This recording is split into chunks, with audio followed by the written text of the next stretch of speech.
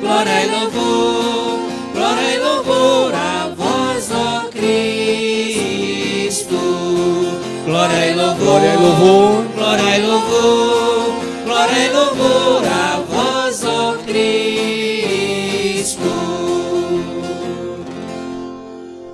Convertei-nos, nos diz o Senhor, porque o reino dos céus está perto. Glória e louvor, glória e louvor, glória e louvor, glória e louvor a vós, ó Cristo. Glória e louvor, glória e louvor, glória e louvor a vós, ó Cristo. O Senhor esteja convosco. Ele está no meio de nós. Proclamação do Evangelho de Jesus Cristo segundo Lucas. Glória a vós, Senhor. Naquele tempo, vieram algumas pessoas trazendo notícias a Jesus a respeito dos galileus que Pilatos tinha matado, misturando seu sangue com o dos sacrifícios que ofereciam. Jesus lhes respondeu: vós pensais que esses galileus eram mais pecadores do que todos os outros galileus por terem sofrido tal coisa? Eu vos digo que não. Mas, se vós não vos converterdes, ireis morrer todos do mesmo modo. E aqueles 18 que morreram quando a torre de Siloé caiu sobre eles, pensais que eram mais culpados do que todos os outros moradores de Jerusalém? Eu vos digo que não. Mas, se não vos converterdes, ireis morrer todos do mesmo modo. E Jesus contou esta parábola. Certo homem tinha uma figueira plantada na sua vinha. Foi até ela procurar figos e não encontrou. Então disse ao vinhateiro: já faz 3 anos que venho procurando figos nesta figueira e nada encontro. Corta, porque está ela inutilizando a terra? Ele, porém, respondeu: Senhor, deixa a figueira ainda este ano. Vou cavar em volta dela e colocar adubo. Pode ser que venha dar fruto. Se não der, então tu a cortarás. Palavra da salvação. Glória a vós, Senhor. Glória e louvor, glória e louvor, glória e louvor a vós, ó Cristo. Glória e louvor, glória e louvor, glória e louvor a vós, ó Cristo.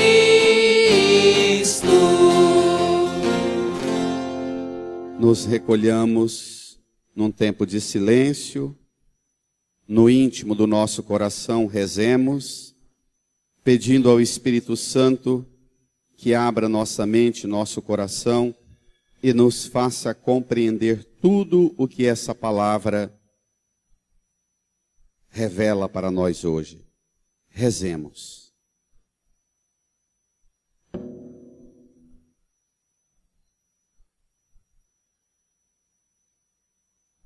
Amém. Queridas irmãs e irmãos, hoje nós estamos na metade da nossa caminhada quaresmal, já bem perto da Páscoa, e é para isso a Quaresma. Ela é um itinerário de preparação para a celebração da Páscoa. A partir de hoje, os irmãos e irmãs, ao saírem da igreja, podem pegar nas bancadas lá a programação da Semana Santa. Não tem cabimento um cristão católico ficar fora da celebração da Semana Santa. a catequese da Igreja Católica ensina que se você, por algum problema grave, puder ir na missa, participar da Santa Missa só uma vez no ano, deixe tudo e todas as outras celebrações, mas não falte na celebração da Páscoa. Tamanha a importância, a hierarquia que é, para a nossa fé, o lugar que ocupa a celebração da Páscoa. Quando nós falamos de Semana Santa, supõe tudo quanto se celebra nos mistérios da entrega de Cristo por nós, de domingo de Ramos até o domingo da Páscoa, depois prolongado até Pentecostes, 50 dias. Hoje, a palavra de Deus convida-nos a dar um passo importante em nossa vida. Hoje, o Senhor dirige a nós uma exortação de conversão. Ele não está longe de nós. E Ele não veio ficar perto de nós para colocar paninho quente para que as coisas continuem do jeito que está. Ele chama-nos a avançar na caminhada de fé. Vamos ao Evangelho? Tome lá comigo, número 6 do seu folheto. Evangelho de Lucas, capítulo 13, versículo 1 até o 9.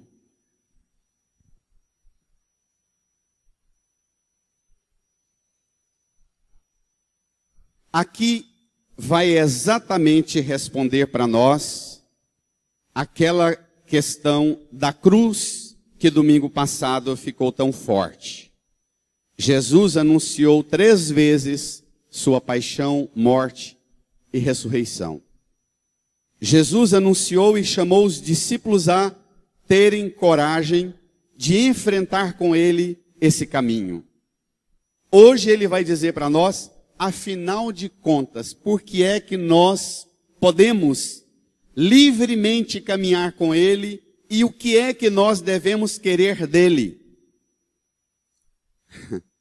Mudar e reprogramar a nossa mente para que queiramos de Cristo o que ele veio trazer-nos, que também não é escolha dele, mas do Pai. Vamos lá?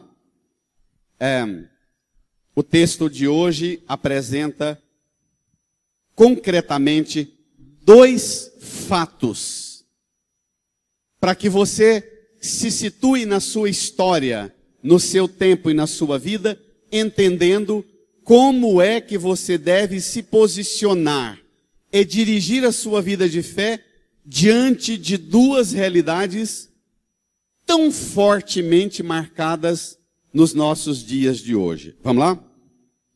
Naquele tempo, vieram algumas pessoas trazendo notícias a Jesus a respeito dos galileus que Pilatos tinha matado, misturando seu sangue com o dos sacrifícios que ofereciam. O que é isso? Primeiro, isso é uma notícia. Qual é a característica desse fato? É uma notícia, primeiro, trágica, não é? Mas é também um evento de violência social, política, econômica. Pilatos era um interventor em nome do Império Romano que invadiu a Palestina, instituiu Pilatos para governar aquela região. E Pilatos recebeu da parte da elite política, econômica, cultural e religiosa de Israel, recebeu O Império Romano tinha uma estratégia diferente do Império Grego. Os gregos, quando invadiam uma terra, a primeira coisa que eles destruíam eram os templos e punham os símbolos e os elementos da cultura deles. O Império Romano é completamente diferente. Uma das razões do sucesso da vasta expansão do Império Romano é exatamente isso. Chegava, ocupava uma região, chamava as lideranças de toda a natureza e dizia: as coisas vão ficar do jeito que estão se vocês se comportarem bonitinhos, não falar contra o Império Romano, nós deixamos vocês continuarem o culto religioso de vocês do jeito que vocês fazem. Não vamos mexer nisso. Mas vocês não falem mal do imperador, não se oponham e nem disseminem na mente do povo nada de rejeição às regras pesadas do Império Romano. Pronto. Esse era o pacto. E de fato, os fariseus, os sacerdotes, os anciãos, o sinédrio, a elite religiosa de Israel fez um pacto forte com as lideranças do Império Romano, dizendo: deixa a gente prestar o culto nosso, que nós não vamos fazer nenhuma crítica ao imperador. Conhecem esta estratégia? É atual? Pronto. Mas tem um problema. As lideranças fizeram uma aliança, mas nem todo o povo fez. Os galileus eram exatamente o povo do norte do país, da Galileia, da região de terra fértil, Vale do Jordão, mais ao redor do mar da Galileia. Os galileus eram os que trabalhavam e produziam naquele país. O resto do país era deserto. Os galileus eram os caipira produtores do alimento e do sustento de Israel. E claro, o Império Romano impunha também pesadas taxas de impostos e coletava parte de todo o alimento que colhiam para sustentar o exército. Claro, a base de sustentação do Império Romano era a força do exército. E aí, os galileus, que eram o povo da roça, trabalhador, batalhador, produtores, não tinham uma relação muito boa com o Império Romano. Vieram para Jerusalém, trazendo com a sua família os animais na peregrinação a Jerusalém. Chegavam em Jerusalém, iam para o templo, traziam os seus animais. Perto do templo tinha o lagar dos sacrifícios. Cada um trazia o seu animal, cabrito, carneiro, ou novilha, bezerro. Pegava a cabeça do animal, expunha a veia jugular. O sacerdote passava e cortava a veia, recolhia o sangue. Esse era o ritual. Parte desse sangue levava para o templo para abençoar as oferendas colocadas sobre o altar. Os galileus é um grupo de resistência que não aceita muito a imposição do Império Romano e o quanto eles sofriam tendo que pegar parte de tudo que produziam para sustentar boa parte do exército do Império Romano. Pilatos fica sabendo que um grupo de galileus veio a Jerusalém e faz uma profanação das mais absurdas. Enquanto eles estavam oferecendo o sacrifício dos animais para Deus, Pilatos manda degolar e mistura o sangue deles com o sangue dos sacrifícios. Isso, do ponto de vista cultural e religioso, é uma das experiências mais humilhantes. Todo mundo acompanha essa loucura que é a relação com o mundo islâmico, aquele atentado em Nova Zelândia agora há pouco. Afrontar dentro do templo e afrontar no culto é a forma suprema de pisar na garganta e na goela daquele que você rejeita. Bom, Jesus está pregando e alguém chega dizendo para ele: olha, você está falando desse Deus que é amor, é compaixão, é misericórdia, mas Deus não é só assim não. Deus se revela também nos acontecimentos violentos. E aqueles galileus que estavam lá oferecendo sacrifício para Deus, e Pilatos degolou a eles e misturou o sangue deles com o sangue dos animais. Jesus reage dando uma bronca. Jesus reage dizendo: vocês precisam aprender a interpretar os fatos. Vocês não podem abrir o jornal, ler o jornal e não ter um senso crítico com o que lê. Não pode receber a mensagem do WhatsApp do jeito que vem e entende e compreende o mundo do jeito que está lá. Vocês precisam abrir para uma visão diferente, que é o que ele vai falar agora. Vamos ver? Jesus lhes respondeu, brada. Vós pensais que esses galileus eram mais pecadores do que todos os outros galileus, brada, por terem sofrido tal coisa? Eu vos digo que não. Mas se vós não vos converterdes, ireis morrer. Olha, vocês estão pensando que essa violência contra eles aconteceu porque eles eram mais pecadores do que vocês? O que está por trás dessa pergunta de Jesus, minha gente?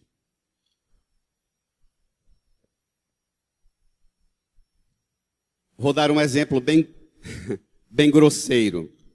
Todos nós aqui acessamos as notícias, na maioria das vezes, na internet.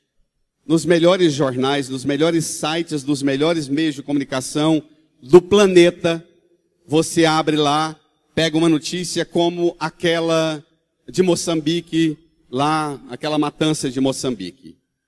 Uma equipe de jornalistas vão lá, fazem um levantamento daquela tragédia, produzem uma matéria de altíssimo nível, publica no site. Você vai ler, e depois que termina a matéria, você desce o olhar e observa o tipo dos comentários de quem leu a matéria. Os comentários revelam o nível mais atrasado que estamos nós, embora tenhamos as tecnologias mais avançadas de uma produção de notícia de alto nível. Os comentários são, cito uns 3. Deus mandou aquele furacão para lá, porque está na Bíblia que no fim dos tempos isso ia acontecer. É o mesmo que dizer, podemos fazer nada, deixa. Outros comentam assim, aquele povo servem aos demônios. É tudo religião que serve, presta culto aos demônios. Aconteceu aquilo porque Deus está purificando para o fim dos tempos. Outros dizem, se frequentasse a minha igreja e prestasse culto ao verdadeiro Deus como eu presto, não aconteceria aquilo. O que é que está por trás desses comentários? A ignorância de quem interpreta os fenômenos naturais, que é agora o que vai apresentar, ou os fenômenos da violência social, e diz, isso está no plano de Deus, irmão. Está na Bíblia, no fim dos tempos. Tem gente que quanto mais tragédia lê nos meios de comunicação, mais diz, está na Bíblia, irmão. Briga contra isso não. Então, assenta-se numa alienação absurda e de indiferença, dizendo, natural. O fluxo da história é esse. Jesus agora fala que nós precisamos interpretar os fenômenos da violência política, social, mas precisamos também interpretar os fenômenos das tragédias. Vamos ver? Tome lá. Vai esquentar mais um grau e meio a temperatura da igreja. Juntos. Pensais, desculpe, onde paramos? Versículo 4. Juntos, toda a igreja. E aqueles 18 que morreram quando a torre de Siloé caiu sobre eles. Pensais que eram mais culpados do que todos os outros moradores de Jerusalém? Brada. Eu vos digo que não, mas se não vos converterdes, ireis morrer todos do mesmo modo. Olha, uma tragédia, uma torre que caiu e matou 18. Como é que a gente lê um fato desse? Alguém vai dizer, não, se Deus permitiu que caísse sobre os 18 é porque eles eram mais pecadores do que nós. Se fosse da minha igreja, se pagasse o dízimo do jeito que eu pago, se rezasse do jeito que eu rezo, não, porque na Bíblia fala que o Senhor, lembra do diabo citando o Salmo 91 para Jesus? O Senhor vai mandar seus anjos para que não tropeces em alguma pedra. Está na Bíblia. Como é que a gente lê os fatos da tragédia humana? Seja num fenômeno de acidente, uma torre que cai, ou de uma tempestade ou um terremoto, ou da violência social e política como a de Pilatos. Qual deve ser a postura cristã diante desses fatos? A primeira, colocar-se no mesmo pé de igualdade como aqueles que sofreram qualquer pena. Eles não são piores do que ninguém. Jesus convida a olhar diferente. Convida a olhar para a vida de todos nós que é precária, é falível. E convida-nos a olhar para nós, a partir daquela tragédia. Olhe para você e faça a seguinte pergunta: se eu tivesse morrido ontem naquela torre que caiu, ou se eu tivesse sido morto e o meu sangue misturado com os sacrifícios lá no templo, eu teria morrido com uma íntima comunhão com Deus, ou eu preciso aproveitar, já que não estava eu lá, e me converter e me preparar, porque quando chegar a minha hora eu quero estar bem na comunhão com Deus. Porque feliz daquele, dos 18, ou dos galileus que foram mortos misturando sangue, mas que estavam preparados, com a consciência tranquila, estavam com o coração em Deus e partiram numa comunhão com Deus. Feliz deles. É assim que nós temos que ler os fenômenos. Agora, Jesus diz 2 vezes a expressão, mas se não vos converterdes, ireis morrer do mesmo modo. A palavra conversão, só para a gente recordar, do grego metanoia. É o mesmo que olhar para você, a palavra metanoia é mudar a minha mentalidade para mudar a minha perspectiva de vida. O exemplo rápido. As pessoas chegam em mim dizendo: padre, faz uma oração para Deus me dar a graça de eu perder peso. Faz uma oração para Deus me ajudar a libertar do vício, da bebida ou do cigarro. Eu digo assim: olha, eu não vou fazer essa oração não. Se eu fizer uma oração para você parar de comer demais, ou fumar, de ser compulsivo por comprar, gastar, ou compulsivo por erotismo, pornografia, ou jogos de videogame, cada uma que se coloque no vício seu. Se eu fizer uma oração, você vai pensar que tem um mal alojado em você, e que Deus tem que tirar esse mal e você resolver.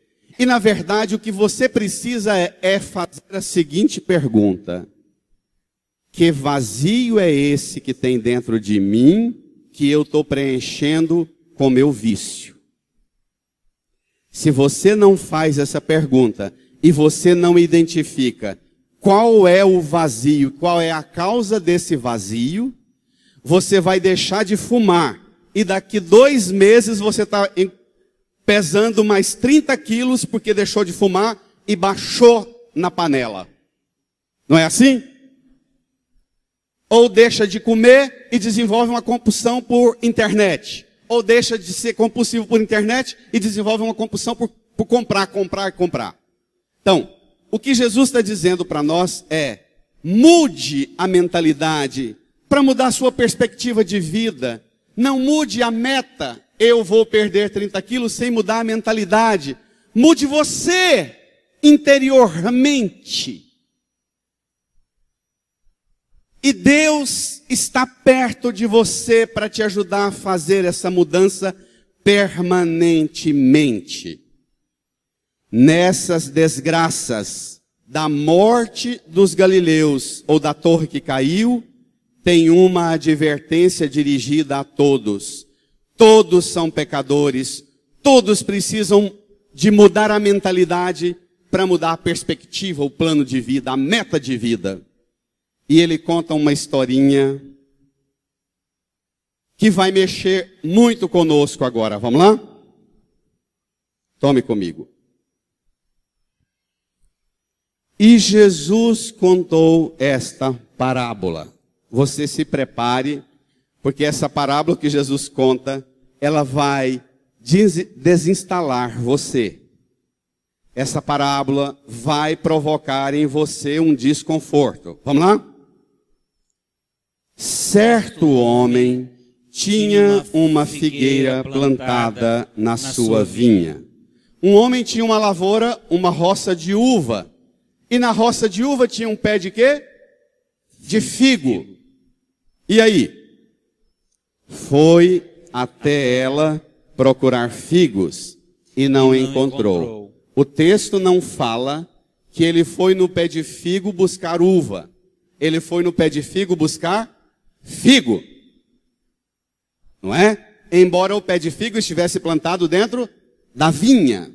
Guarde isso, porque isso vai ter consequência daqui um pouco. Continua. Então disse ao vinhateiro: já faz 3 anos que venho procurando figos nesta figueira e nada encontro. Corta. Por que está ela inutilizando a terra? Ele, porém, respondeu: brada, igreja. Senhor, deixa a figueira ainda este ano.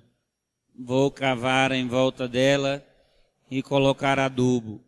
Pode ser que venha a dar fruto. Se não der, então tu a cortarás. Senhor, está lá o peão trabalhando na lavoura de uva, cuidando também do pé de figo que o dono da roça plantou. O dono da roça chega e fala para o peão: tem 3 anos que eu venho buscar figo nessa figueira e não encontro. Corta. O peão que trabalha na roça fala: Senhor,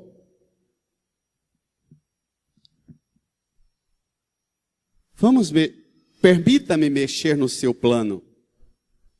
Não vamos cortar essa figueira, não.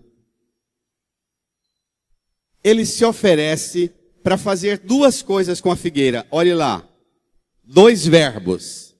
Deixa, eu vou cavar e adubar. Espera 1 ano. Eu vou cavar e adubar. Quem é o certo homem que tem uma roça de uva e tem um pé de figo plantado no meio? O pai. Quem é o peão que está trabalhando na roça? Jesus. Quem é a lavoura de uva e o pé de figo no meio? Nós.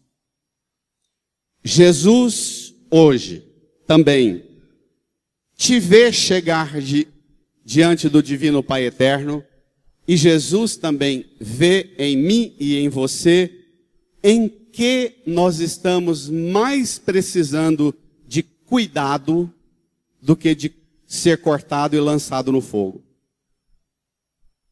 Jesus dirige ao Divino Pai Eterno uma oração de intercessão por você.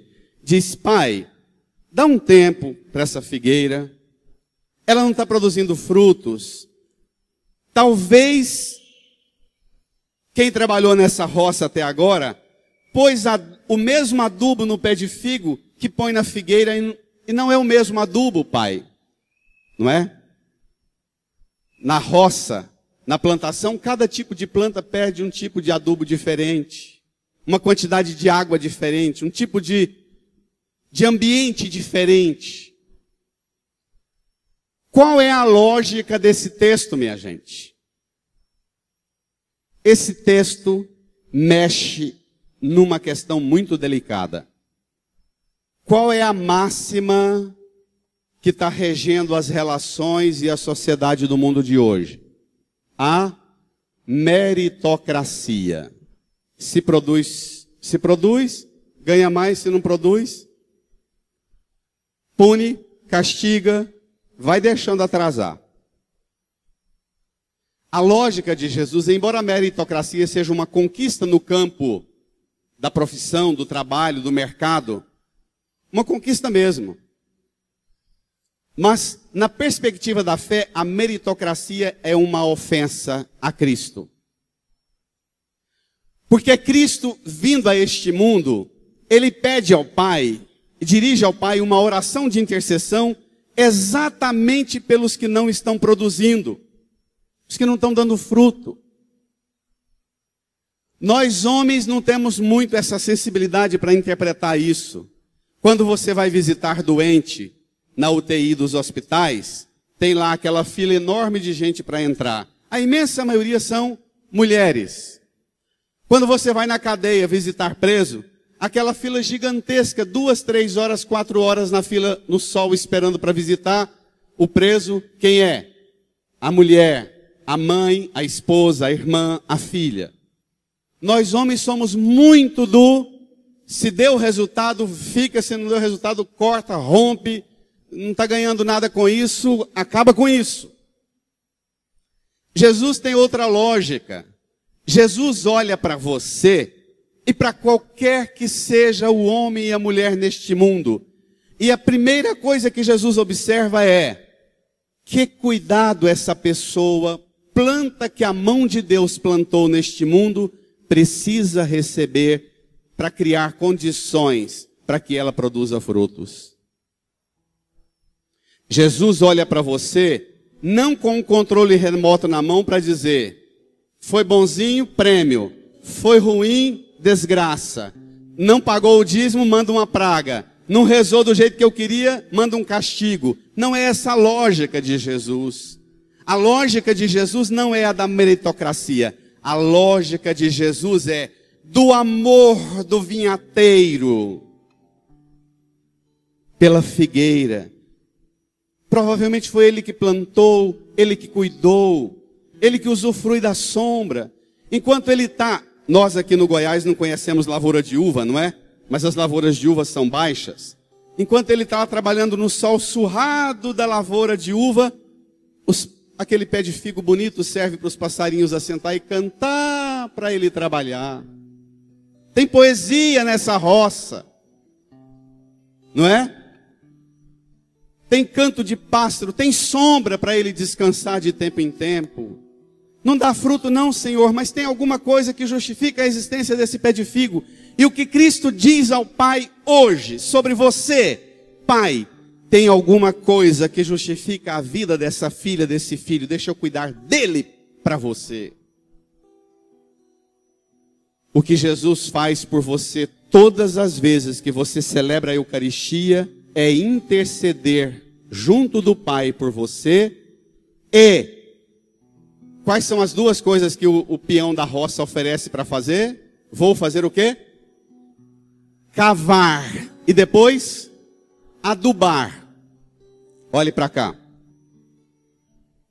Os pregadores mais antigos da igreja, todos interpretam esse cavar como é próprio da palavra e da pregação da igreja. Quando a igreja proclama a palavra e quando prega a palavra, nós estamos aqui exatamente agora cavando o chão duro da nossa mente, do nosso coração, da nossa vida, da nossa forma equivocada de interpretar os fatos e interpretar a nossa vida. A função da palavra é cavar. A função da Eucaristia, o corpo e sangue de Cristo, é adubar, irrigar você com o sangue dele. Todas as vezes que você celebra a Eucaristia, Cristo eleva ao Pai uma intercessão por você e uma oferta de amor a você. Ele se oferece ao Pai para dar a você as condições que você precisa para voltar a produzir fruto. Amém. Pode dar uma salva de palmas para ele. Brada. Brada.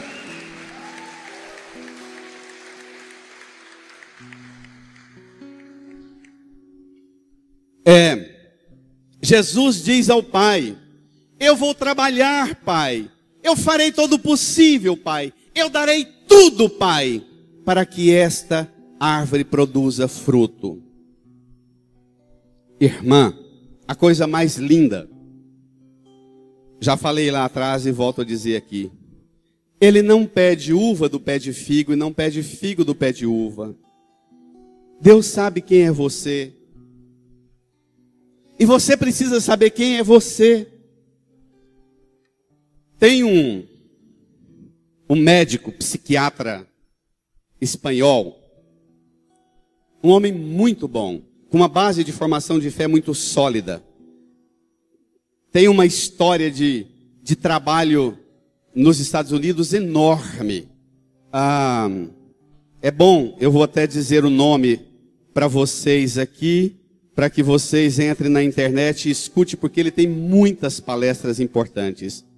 Luiz Rojas Marcos. Uma figura formidável. Agora, nesses últimos meses, ele tem muitas publicações no campo da depressão e das doenças mais malucas que está dominando a humanidade. Ele fez um levantamento dos dados da realidade da infância e da adolescência no mundo. Nos últimos anos no mundo, 1 em cada 5 crianças tem algum transtorno de saúde mental. Nos últimos 4 ou 5 anos no mundo, aumentou 43% o déficit de atenção da nossa meninada. 37% dos adolescentes são identificados com depressão. 200% foi o aumento do suicídio no meio das crianças entre 10 e 14 anos. Mas o mais assustador é o que ele diz sobre as causas. As causas. Crianças estimuladas e superdimensionadas com objetos materiais. O tempo inteiro o pai e a mãe estão correndo atrás para dar um brinquedo. O tempo inteiro. Crianças privadas de conceitos básicos. Não tem? Pais emocionalmente indisponíveis. O pai está aqui, a mãe está aqui, mas emocionalmente a mente dele está longe.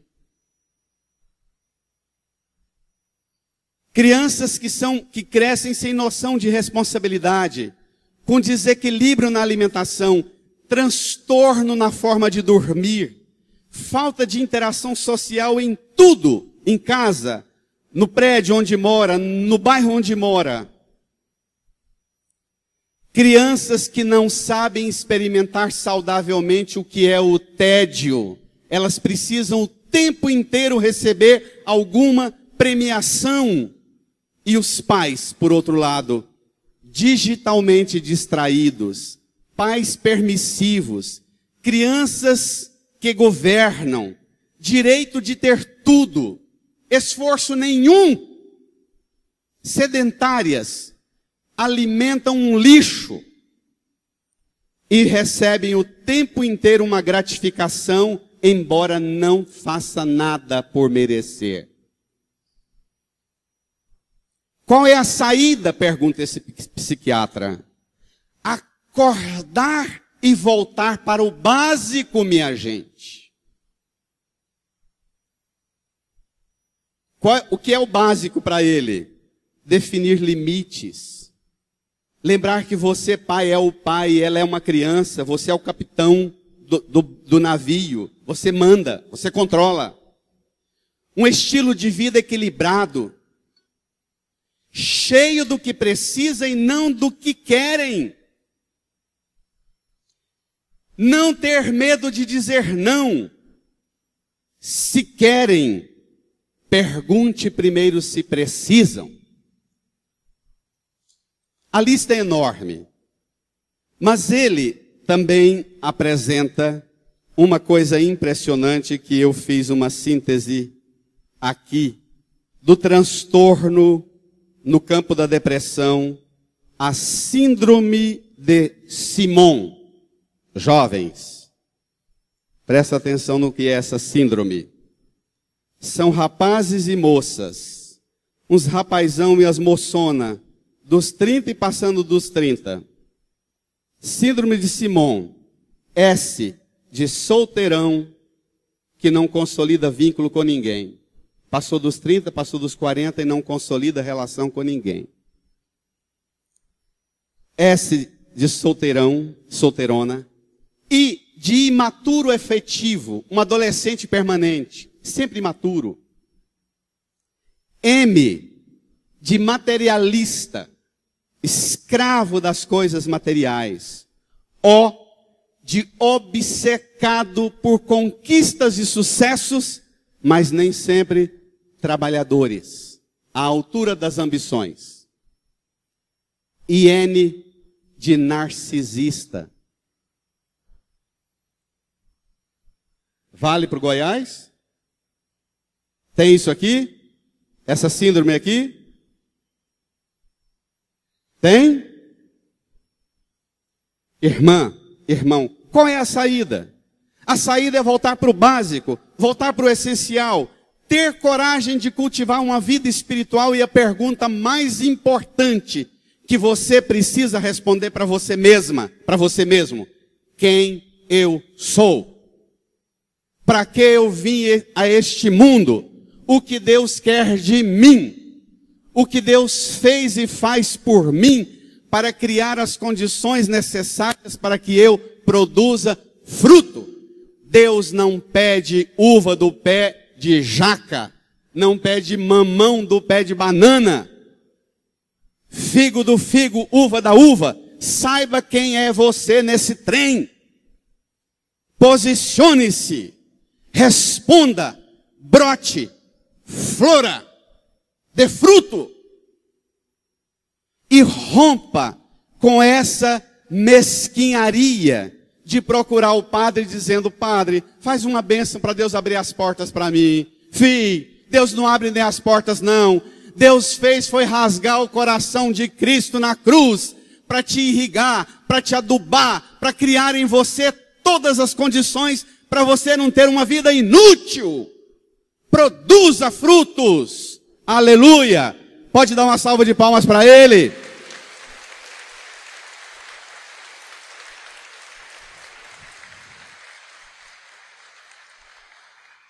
E se você acredita que a oferta de Jesus na cruz é a intercessão de Jesus para criar as condições para você ser afofado à terra, para o adubo descer, para as raízes descerem bem fundo. Se você acredita que Jesus fez isso por você, hoje é dia de você retomar sua vida e sua relação com Ele, sabendo qual é sua missão nesse mundo. E não fique interpretando as coisas dizendo: se aconteceu desgraça é porque Deus quis, se aconteceu tragédia é porque Deus mandou. Deus não se ocupa em mandar tragédia e desgraça para ninguém. Essa doutrina não é cristã, não é bíblica, não é católica. Deus te ama e Deus cuida de você. Agora, você tem coragem de deixar Jesus cavar tudo quanto é chão duro que se encontra na sua vida, no seu coração, na sua alma, na sua mente? Você tem coragem de permitir que a palavra de Deus e que a pregação da igreja afofe o chão duro de tudo que não deixa mais o adubo e a água descer e fazer você enraizar? Você tem coragem de procurar Jesus e dizer a Jesus: eu não viverei sem o adubo que o Senhor oferece, sem o sangue que o Senhor me irriga? Incline a sua cabeça, fale com Ele e peça a graça de você ser cuidado por Jesus, do jeito que você precisa, não do jeito que você quer. Que Jesus dê a você o que você precisa para dar frutos e não o que você quer.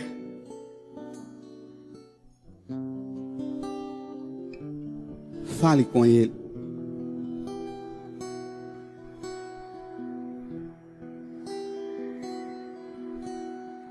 Enche-me, Senhor, com teu Espírito. e minha alma reviverá.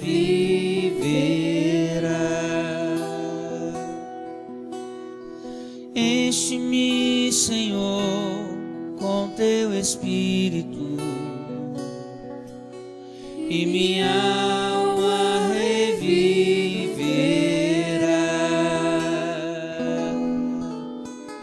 para te adorar, para te louvar. Enche-me, Senhor Jesus, para te adorar, para te louvar. Enche-me, Senhor Jesus.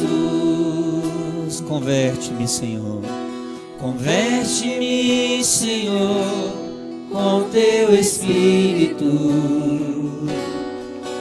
e minha alma reviverá.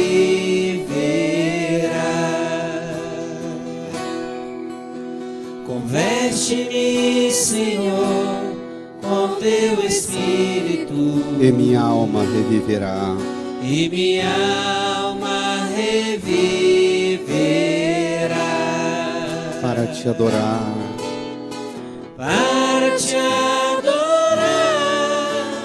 para te louvar. Converte-me, Senhor Jesus, para te adorar, para te louvar. Converte-me, Senhor Jesus. cava a dureza do meu coração, da minha vida. Cava-me, Senhor, com teu Espírito, E minha alma e minha alma reviverá.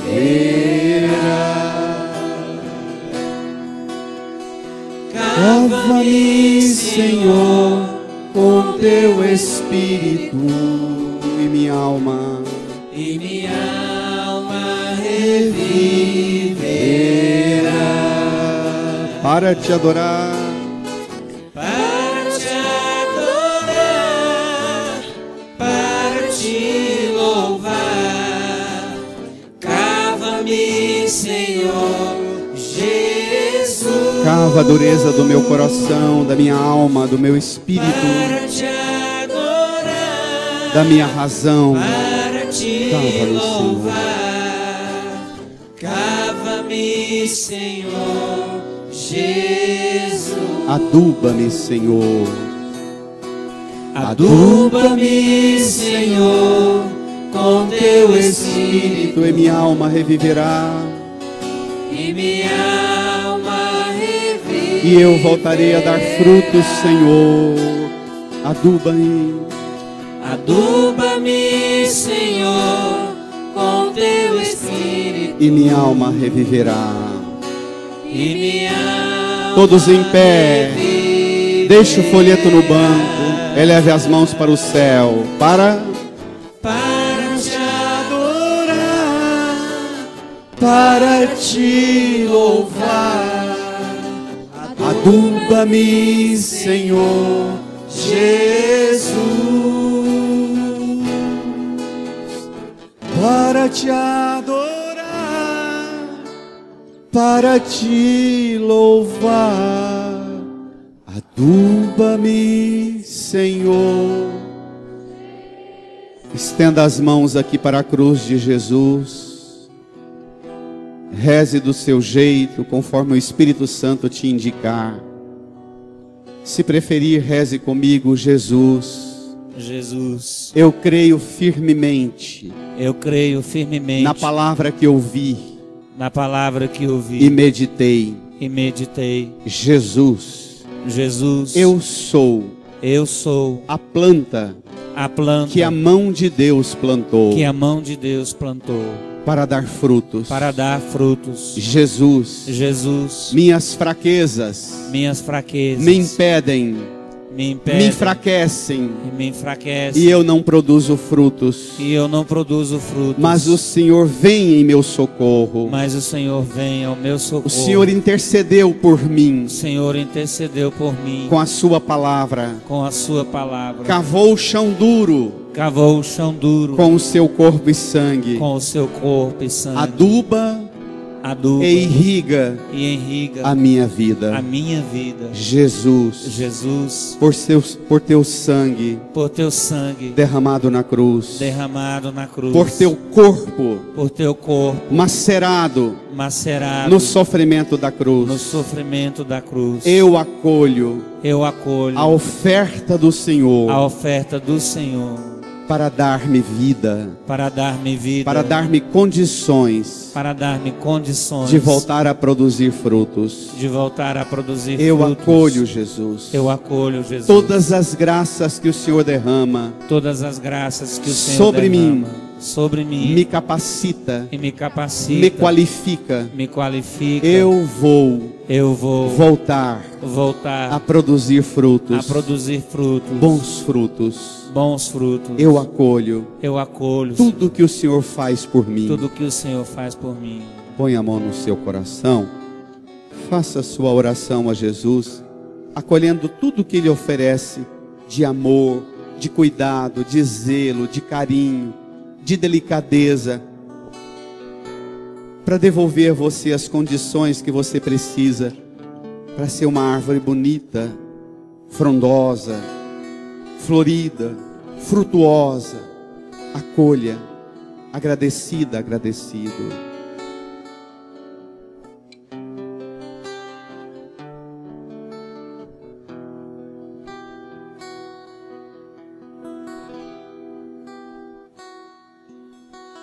Transforma-me, Senhor, com teu Espírito, e minha alma reviverá. Transforma-me, Senhor, com teu Espírito, e minha alma, e minha alma reviverá. só as vozes da igreja para te adorar.